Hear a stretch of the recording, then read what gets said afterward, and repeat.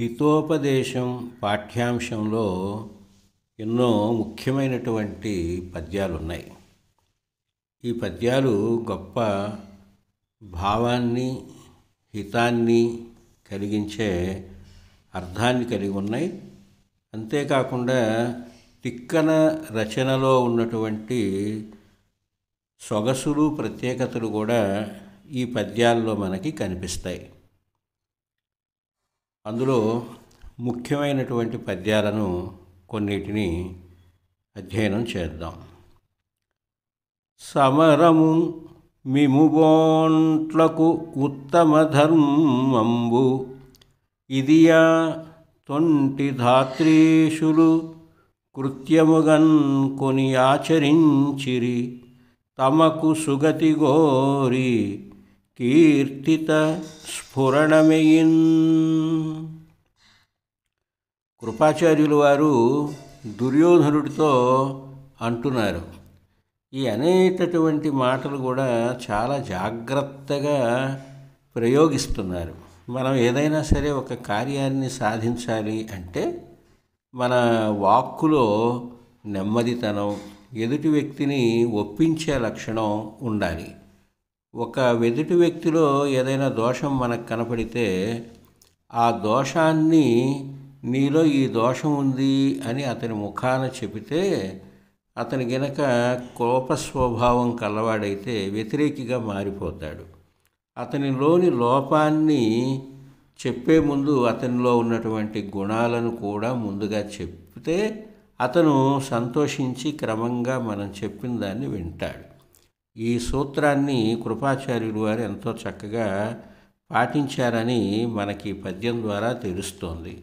ఏమంటున్నారంటే, సమరము మిముబోంట్లకు ఉత్తమ ధర్మము.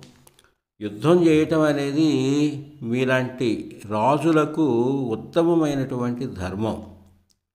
తొంటి ధాత్రీషులు కృత్యముగకుని ఆచరించిరి. పూర్వం రాజులందరూ కూడా యుద్ధం చేయటాన్ని ఒక ధర్మంగా ఆచరించారు. తమకు సుగతి గోరి కీర్తిత స్ఫురణమయిన్. యుద్ధంలో గనక మరణిస్తే స్వర్గానికి వెళతారు అనేటటువంటి నాంది కూడా ఉంది. అలాంటి భావంతో పూర్వపు రాజులు యుద్ధం చేశారు అన్నారు. అంటే యుద్ధం ప్రోత్సహిస్తున్నట్ట, యుద్ధం వద్దని చెప్పడానికి తను ప్రయత్నిస్తున్నట్ట ఇక్కడ అర్థం కాదు. నిజానికి యుద్ధాన్ని ప్రోత్సహిస్తున్నట్టే ఈ మాటలు ఉన్నాయి, కానీ చివరిలో యుద్ధం మంచిది కాదని చెప్తారు. అంటే పూర్వపు రాజులు ధర్మయుద్ధాన్ని చేశారు. అది కూడా ఎందుకు చేశారు అంటే తమ దేశాన్ని, రాజ్యాన్ని రక్షించుకోవటం కోసం. ఒకవేళ రాజు ధర్మబద్ధంగా పరిపాలిస్తూ ఉన్నప్పుడు ఆ ప్రజలు ఎంతో సుఖంగా ఉంటారు. దేశాన్ని రక్షించే బాధ్యత కూడా ఆ రాజు తీసుకుంటాడు.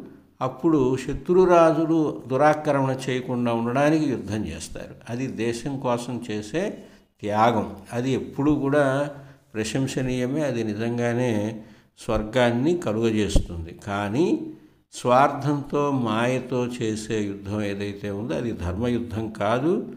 అలాంటి యుద్ధాల వల్ల ప్రాణ నష్టం కూడా, ఆస్తి నష్టం కూడా జరుగుతుంది. అందువల్ల కృపాచార్యులు వారు దుర్యోధనుడిలో ఉండే అహంకారం, మూర్ఖత్వం, అసూయ అనే లక్షణాలు గ్రహించి అతన్ని ఒప్పించాలంటే చాలా సానునయంగా చెప్పాలి అనే ఉద్దేశంతో ఇంత చక్కటి భాషా ప్రయోగాన్ని ఆయన చేశారు. అంతేకాకుండా ఒక్కొక్క పద్యంలో మానవ మనస్తత్వాన్ని కూడా ఎంతో చక్కగా ఇమిడ్చినట్టు మనకు తెలుస్తోంది. అది తిక్కన గారి యొక్క రచన శైలిలో ఉన్నటువంటి గొప్పతనం. అమర నదీతనూభవుడు అస్త్రగురుండును కర్ణుడున్ పరాక్రమ మహనీయులు ఆహవ దురంధరులు అట్టిర తక్కుగల్గు భూరమణులు బంధుమిత్రులు దురంబున అందరున్ పాండునందనుల్ సమయగ చేసిరి. అట్లు భుజశక్తియు దైవబలంబున్ ఎక్కుడై. పాండునందనులు ఏం చేశారట అంటే అమర నదీ తనూభవుడున్. అమరనది అంటే గంగానది. ఆ గంగామాత యొక్క తనయుడైనటువంటి భీష్ముని అస్త్ర గురుండును. అస్త్ర విద్యకు గురువైనటువంటి వాడు ద్రోణాచార్యుడు. ఆ ద్రోణాచార్యుణ్ణి కర్ణుణ్ణి పరాక్రమ మహనీయులు, శౌర్యం చేత గొప్పవారైనటువంటి వారు ఆహవ దురంధరులు. ఆహవము అంటే యుద్ధం చేయటంలో నిష్ణాతులైనటువంటి వారందరినీ కూడా తక్కున్ మిగులు గల్గు భూరమణులు. వారే కాదు, ఇంకా మిగిలినటువంటి వాళ్ళల్లో కూడా చాలామంది పరాక్రమవంతులు ఉన్నారు. వారిని కూడా, ఆ రాజులందరినీ కూడా పాండవులు భుజశక్తియున్ భుజబలం దైవబలంబును. దైవబలం ఎక్కుడై అధికంగా కలిగినటువంటి వారై దురంబునన్ యుద్ధంలో అట్లు ఆ విధంగా సమయగన్ మరణించేటట్లుగా చేశారు అన్నాడు. అంటే క్రమంగా దుర్యోధనుడికి ఏదైతే శత్రుపక్షంగా అతను భావిస్తున్నాడో ఆ శత్రుపక్షంలో ఉన్నటువంటి పాండునందనులు అంటే పాండవులు తమ భుజబలం దైవబలం రెండింటినీ కూడా పెంపొందించుకొని ఏం చేశారు? అమరనదీ తనూభవుడు గంగా తనయుడైనటువంటి భీష్ముడు, ఎంత గొప్ప పరాక్రమవంతుడు భీష్ముడు, అలాగే అస్త్రవిద్యకు గురుడైనటువంటి ద్రోణాచార్యుడు, కర్ణుడు, ఇంకా కౌరవపక్షం వహించి ఉన్నటువంటి అనేక మంది యుద్ధ నైపుణ్యం కలిగినటువంటి రాజులందరూ కూడా యుద్ధంలో సమసిపోయేటట్లుగా చేయగలిగారు. అంటే దుర్యోధనుడికి ఒక అవగాహన కలిగిస్తున్నాడు. చాలా ఇబ్బందికరమైనటువంటి స్థితిలోకి వెళ్ళిపోతున్నావు దుర్యోధన, ఇప్పటికే చాలామంది గొప్పవాళ్ళు యుద్ధంలో మరణించారు, మరి నీ పరిస్థితి ఏమిటో బేరీజు వేసుకో అని చెప్పకనే చెబుతూ ఉన్నారు ఈ కృపాచార్యుల వారు. అంతేకాదు, ఈ యుద్ధానికి ఏదైనా సరైనటువంటి కారణం ఉంటే యుద్ధం చేసినా దానివల్ల ఫలితం ఉంటుంది. సరైన కారణం లేని యుద్ధం ఇది అని కూడా ఒక అవగాహనని దుర్యోధనుడికి కృపాచార్యుల వారు కలిగించే ప్రయత్నం ఈ పద్యంలో ఉంది. సమరము నిష్కారణ వైరమునన్ పాటిల్లెన్ ఎల్లరాజులు భరతోత్తములున్ మడిసిరి విడుకోపము దీర్ఘక్రోధుడైన పతికీడుందున్. ఈ సమరం, ఈ యుద్ధం నిష్కారణ వైరము అంటే ఏ కారణం లేనటువంటి శత్రుత్వంతో ఏర్పడినటువంటిది. మరి ఎందరో రాజులు భరతవంశంలో ఉన్నటువంటి వారు ఉత్తములు ఎందరో మరణించారు. కాబట్టి కోపాన్ని విడిచిపెట్టు, దీర్ఘక్రోధుడైన పతి కీడొందున్. ఎక్కువ కాలం కోపాన్ని కలిగి ఉండేటటువంటి రాజు కీడు నాశనాన్ని పొందుతాడు అన్నాడు. ఈ మాట చాలా గొప్ప హితవు. ఎందుకనంటే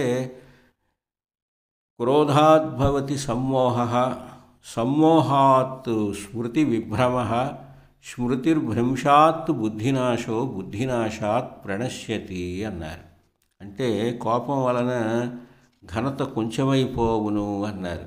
ఈ కోపం సాధారణమైనటువంటి కోపం అయితే మరలా దాన్ని వెనక్కి తీసుకోవచ్చు, కానీ అసాధారణ కోపం, దీర్ఘకాలం కోపాన్ని కలిగి ఉంటే అది ఆ వ్యక్తికి చాలా అపకారాన్ని చేస్తుంది. తన కోపమే తన శత్రువు. అందుకే భగవద్గీతలో క్రోధాద్భవతి సమ్మోహ, కోపం కలిగినప్పుడు మనల్ని మనమే మర్చిపోతాం, మన స్థాయిని, హోదాని, ఉన్నతిని అన్నీ మర్చిపోతాం. సమ్మోహాత్ స్మృతి భ్రంశ, ఎదుటేమున్నారు, ఏ స్థితిలో ఉన్నారు అనేది కూడా మర్చిపోతాం. స్మృతిర్భ్రంశాత్ బుద్ధినాశో. ఎప్పుడైతే మనల్ని మర్చిపోయామో, ఎదుటివారిని మర్చిపోయామో అప్పుడు మనకి బుద్ధి నశిస్తుంది, అంటే విచక్షణా జ్ఞానం కోల్పోతాం. బుద్ధినాశాత్ ప్రణశ్యతి. ఆ విచక్షణా జ్ఞానం ఎప్పుడైతే కోల్పోయామో కోపం వల్ల, అప్పుడు ఆ మనిషి యొక్క వ్యక్తిత్వం పతనమైపోతుంది అన్నారు. అందువల్ల కోపగించుకోకుండా జీవితాన్ని ప్రశాంతంగా గడపటం కూడా ఎంతో అవసరం. అది కూడా అభ్యాసం ద్వారా తెచ్చుకోవాలి అనేది భారతం మనకి కృపాచార్యుని యొక్క వచనాల ద్వారా తెలియజేస్తూ ఉన్నది. అంతేకాకుండా ఎంతో సున్నితంగా కృపాచార్యుల వారు దుర్యోధనుడికి యుద్ధ విరమణ చేయమని చెబుతూ ఉన్నారు. నినుగాచికొనుము నీ ఉన్నను సర్వము గల్గు ధర్మనందనుని తగన్గను అతండు రాజునని తన మనమునన్ ఎక్కించుకొనడు మదగర్వంబుల్. నినుగాచుకొనుము, నిన్ను నువ్వు రక్షించుకో దుర్యోధన. నీ ఉన్నను సర్వమున్ గలుగును. నీవు గనక జీవించి ఉంటే నీకు సమస్తం లభిస్తుందయ్యా. ధర్మనందను నిన్ తగున్గనుము. ధర్మరాజుని తగిన విధంగా గుర్తించు, గౌరవించు. అతడు రాజునని తన మనమున నెక్కించుకొనడు. అతనికి నేను రాజుని అనేటటువంటి గర్వాన్ని మనసులో ఎక్కించుకోడు. అతనికి మదగర్వాలు అనేవే లేవు. కాబట్టి నీకేం ఇబ్బంది ఉండదు. నీవు గనక ఈ యుద్ధ భావాన్ని విరమించుకొని ధర్మరాజుని గనక కలిసి మాట్లాడితే ఈ యుద్ధం ఆగిపోతుంది, నీ ప్రాణాలు ఉంటాయి, రాజ్యం సుఖంగా ఉంటుంది అని గురువుగారు చెప్పారు.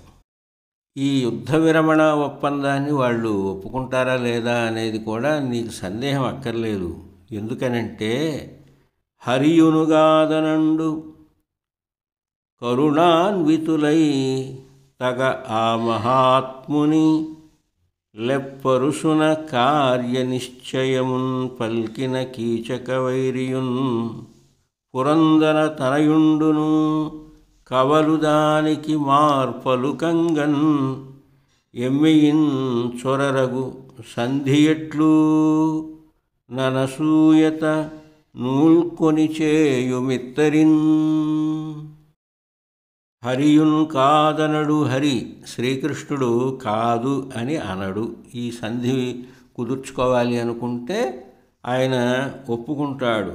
ఆ మహాత్ములు, ఆ గొప్పవారైనటువంటి మంచి లక్షణాలు కలిగినటువంటి శ్రీకృష్ణ ధర్మరాజులు కరుణాన్వితులై దయతో కూడినటువంటి వారై ఏ పరుసనన్ ఏ విధంగానైనా సరే కార్యనిశ్చయము సంధి యొక్క నిర్ణయాన్ని తగన్ పల్కినన్ ఒప్పేటట్లుగా చెబితే, అంటే కృష్ణుడు ధర్మరాజు గనక చెబితే తమ్ములైనటువంటి వారు భీముడు, అర్జునుడు, కవలలైనటువంటి నకుల సహదేవులు.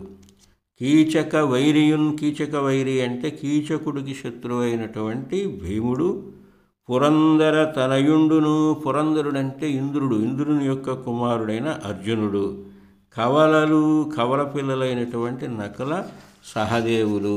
వీళ్ళెవరూ కూడా దానికిన్ మారు పలుకంగన్ ఎమ్మెయిన్, ఏ విధంగా కూడా ఈ సంధి కార్యానికి వ్యతిరేకంగా మాట్లాడరు. కాబట్టి సంధి అగున్ ఈతరిన్, సంధి జరుగుతుంది కాబట్టి నీవు తప్పకుండా ఈ సంధి ప్రయత్నాన్ని చేయవయ్యా అని దుర్యోధనుడికి ఎంతో సానునయంగా కృపాచార్యులు వారు హితోపదేశాన్ని చేశారు. అయితే మరి వినాశకాలే విపరీత బుద్ధి అంటారు. అంటే వినాశకాలం వచ్చినప్పుడు మన బుద్ధి కూడా విపరీతంగానే పనిచేస్తుందట. ఏది మంచి ఏది చెడు అనే విచక్షణ జ్ఞానాన్ని కోల్పోయి ఏదేదో చేస్తూ ఉంటాం, ఏదేదో మాట్లాడుతూ ఉంటాం. మరి గురుగారే వచ్చి ఎంతో చక్కగా చెప్పినప్పుడు దుర్యోధనుడు గనక విని ఉంటే ఈ మహాభారతం ఎట్లా ఉండేదో అనేది ఒక పెద్ద ఆలోచన మన ముందు ఉంటుంది. అయితే దుర్యోధనుడి యొక్క ఆలోచన ఎలా ఉంది అంటే, అంతా విన్నాక గురువుగారితో అతను ఏమంటున్నాడో చూడండి. అయ్యా కృపాచార్య, మీరు చెప్పిందంతా బాగానే ఉంది, కానీ నా మనస్సు మాత్రం అందుకు ఒప్పుకోవట్లేదు. ఎందుకు ఒప్పుకోవట్లేదు అంటే, కపటంబు జూదంబు ఘటించి రాజ్యంబుగొని ధర్మజుని మది కుందజేసి సభకు ఏకవస్త్ర రజస్వలన్ అమ్మెయిన్ పాంచాలి ముందల పట్టి ఈడ్చి సంధిజేయగజూచి శౌర్యే తెంచిన అవ్విధంబున అప్రియంబొనర్చి పలువురుగుడి సౌభద్రునొక్కని వాలు కిట్టియ తెరంగున కీటడంచి నేడు దుశాసనుని రొమ్ము నెత్తురు అనిలసుతుండు మదమున త్రావుట సూచి కొరత ప్రతినదీర్చున తండని భయం వంచి పొందుగోరిన నది ఏలా పొసగు చెప్పుమా, పొందుగోరిన అది ఏలా పొసగు చెప్పుమా. గురువుగారు, నేను కొన్ని తప్పులు చేశాను జీవితంలో. ఏమిటవి అంటే, కపటంబు చూదంబు ఘటించి రాజ్యంబుగొని ధర్మజుని మది కుందగన్. ధర్మరాజు యొక్క మనస్సు కృంగిపోయేట్లుగా చేశాను. కపట జూదం, మాయా జూదాన్ని ఆడి అతని రాజ్యాన్ని నేను కొల్లగొట్టాను. ఇదొక తప్పు. రెండో తప్పు ఏమిటి అంటే, సభకున్ ఏకవస్త్రన్ రజస్వలన్ పాంచాలిన్ ఆమెయిన్. నిండు సభలోకి పాంచాలి ద్రౌపదిని ముందల పట్టి ముందు తలని జుట్టును పట్టుకుని ఈడ్చుకొని వచ్చాను. అప్పటికి ఆమె యొక్క స్థితి ఏమిటి? ఏకవస్త్ర రజస్వల. ఎంత ఘోరమైనటువంటి అపరాధం చేశాను నేను అంటే, దుర్యోధనుడు తన తప్పుని గ్రహించాడు. కానీ మనం పూర్వమే చెప్పుకున్నట్లుగా జానామిచ ధర్మం నచమే ప్రవృత్తి, జానామిచ అధర్మం నచమే నివృత్తి. ధర్మం తెలిసినా ఆచరించలేను, ఇది అధర్మం అని తెలిసినా చేయకుండా ఉండలేను. ఇది అతని యొక్క ప్రవృత్తి. సంధిజేయగన్పూని శౌర్యే తెంచిన ఆ విధంబునన్ అప్రియం వనర్చి. సంధి కుదుర్చుదాము అని శౌరి శ్రీకృష్ణుల వారు వస్తే ఆయనని దూతను ఎప్పుడు అవమానించకూడదు, చాలా గౌరవించాలి అనేది రాజనీతి. కానీ ఆయన్ని అవమానించాం. పలువురు కూడి అనేక మంది కలిసి బాలున్ సౌభద్రున్ వక్కనిన్ కిట్టి. సుభద్ర కుమారుడైనటువంటి అభిమన్యుడు బాలుడు, అతన్ని ఒక్కడినే చేసి మరి అతన్ని కూడా చంపివేయటం జరిగింది. కాబట్టి ఘోరమైనటువంటి తప్పులు, మాయాజూదం, స్త్రీని అవమానించటం, దూతను అవహేళన చేయటం, బాలుడైనటువంటి వాడిని యుద్ధంలో చంపివేయటం, ఈ 4 రకాల తప్పులు చేశాం. అందువల్ల మరి వాళ్ళకి చాలా కోపం ఉంది మా మీద. ఆ దుశ్శాసనుని రొమ్ము నెత్తురు అనిలసుతుండు ముదుమునన్ త్రావుట చూచి. ఇప్పుడు నేను సంధి కోసం వెళితే నన్ను చూసి ఏమనుకుంటారంటే, ఆ భీముడు దుశ్శాసనుడు రొమ్ము చీల్చి గర్వంగా రక్తాన్ని తాగాడు. అది చూసి భయం పడి ఇతను సంధికొచ్చాడు అని అనుకుంటారయ్యా. కాబట్టి కొరంత ప్రతిన అతండు తీర్చును అని భయమునన్ పొందుగోరినన్. ఇంకా భీష్ముడు చేసిన శపథం ఉంది. కొరంత ప్రతిన అంటే మిగిలిపోయినటువంటి శపథం ఏదైతే ఉందో, ఈ దుర్యోధనుడిని కూడా సంహరించాలి అనేది. అది భీముడు నెరవేరుస్తాడు అనేటటువంటి ఉద్దేశంతో ఇతను భయపడి ఈ పొందును అంటే సంధిని కోరితే అది ఏల పొసగున్ చెప్పుమా, అది ఏం బాగుంటుంది చెప్పండి అని దుర్యోధనుడు అంటున్నాడు. అంటే దుర్యోధనుడికి భవిష్యత్తులో తాను మరణిస్తాడు భీముడి చేతిలో అని తెలుసు. మరి గురువుగారు ఇచ్చిన అవకాశాన్ని వినియోగించుకునేటటువంటి మనస్సు అతనిలో లేదు. లోకం నన్ను ఏమనుకుంటుంది, ఇంత బ్రతికి ఇన్ని తప్పులు చేసి వాళ్ళ మనసును కష్టపెట్టి వాళ్ళు ఆ పగ తీర్చుకునేటటువంటి స్థితిలో ఉన్నప్పుడు నేను వెళ్ళి శరణు కోరటం, సంధి కోరటం నాకైతే నచ్చలేదు.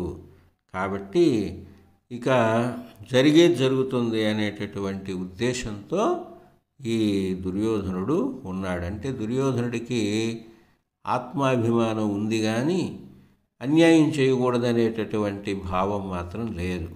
కాబట్టి ఈ పాఠ్యాంశం ద్వారా మనం మన ఆత్మ ప్రబోధాన్ని, మన మనస్సుని మనం సరిగా నిగ్రహించుకొని మంచి కార్యాలు చేయటం మీదనే మనసు పెడితే మంచి ఫలితాలు మనకు లభిస్తాయి అని కృపాచార్యులు వారు చెప్పినటువంటి ఈ హితోపదేశాన్ని మనందరం కూడా స్వీకరిద్దాం. ఇక అన్ని పాఠాలలో ఉన్నటువంటి వ్యాకరణాంశాలను విడిగా చర్చించుకుంటే వ్యాకరణ పరిజ్ఞానం కూడా చక్కగా లభిస్తుంది. శ్రద్ధగా ఆలకించినందుకు, ఈ కార్యక్రమాన్ని ప్రోత్సహిస్తున్నందుకు అందరికీ ధన్యవాదాలు.